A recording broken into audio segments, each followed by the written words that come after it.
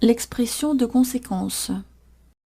La conséquence indique le résultat d'une cause exprimée dans la première partie de la phrase. En fait, la cause et la conséquence sont deux concepts étroitement liés. On ne peut pas parler d'une conséquence sans en mentionner la cause et inversement. Ce sera soit la cause, soit la conséquence qu'on mettra en relief dépendant du point de vue abordé. Il travaille tellement qu'il est fatigué. Le propos de la phrase est d'exprimer la conséquence de son travail. Il est fatigué parce qu'il travaille beaucoup. On met l'accent sur la cause de sa fatigue. Considérons tout d'abord les subordonnés de conséquence et les modes qu'on devrait y utiliser. L'indicatif est le mode de la proposition subordonnée de conséquence. Quand le résultat est présenté comme certain, il s'agit d'un fait réel. Ils aiment tellement la mer qu'ils passent toutes leurs vacances sur leur bateau. Le présent de l'indicatif. Le conditionnel est employé dans une subordonnée de conséquence quand elle exprime un fait simplement possible ou soumis à une condition énoncée ou non.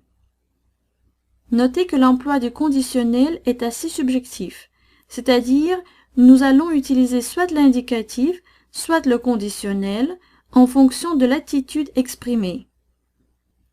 Comparons les phrases suivantes. J'ai une telle envie de dormir que je vais me coucher tout de suite. Le fait réel, l'indicatif.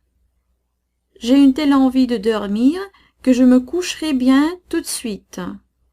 Fait possible, souhaité, le conditionnel.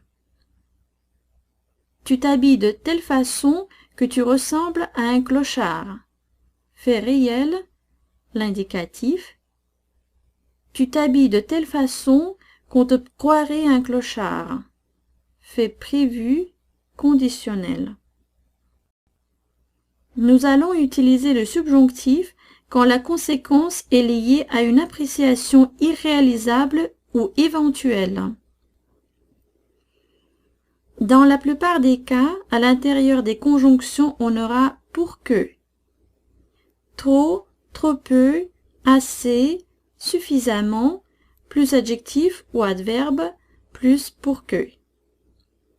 Assez de, trop de, plus non, plus pour que. Ce jeune musicien joue assez bien pour qu'on le prenne au conservatoire. Quelque, il y a trop de monde pour que j'attende.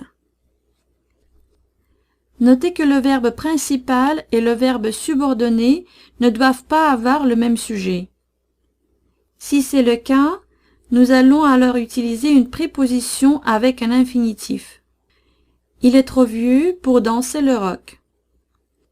On ne peut pas dire « il est trop vieux pour qu'il danse le rock » parce que le sujet est le même dans la principale et dans les subordonnées. Quelques remarques importantes. De sorte que, de manière que, de façon que, ces conjonctions peuvent avoir deux interprétations.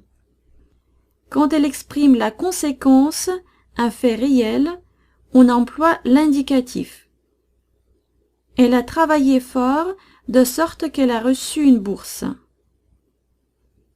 Cet homme politique s'est exprimé de telle façon que même les membres de son parti ont été choqués.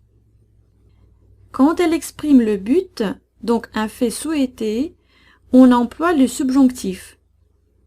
Le conférencier parlait dans un micro de sorte que chacun l'entende clairement. Dans ce contexte, nous pouvons remplacer la conjonction de sorte que par pour que et le sens de la phrase restera le même. Notez que l'emploi de alors au début de la phrase ou de la proposition pour introduire une conséquence est propre plutôt à la langue familière. Ils ne sont pas venus alors la décision n'a pas été prise. Langue parlée. Ils ne sont pas venus, donc la décision n'a pas été prise. Langue plus soutenue. Aussi, placé en tête de phrase, a le sens de « par conséquent » et entraîne l'inversion du sujet.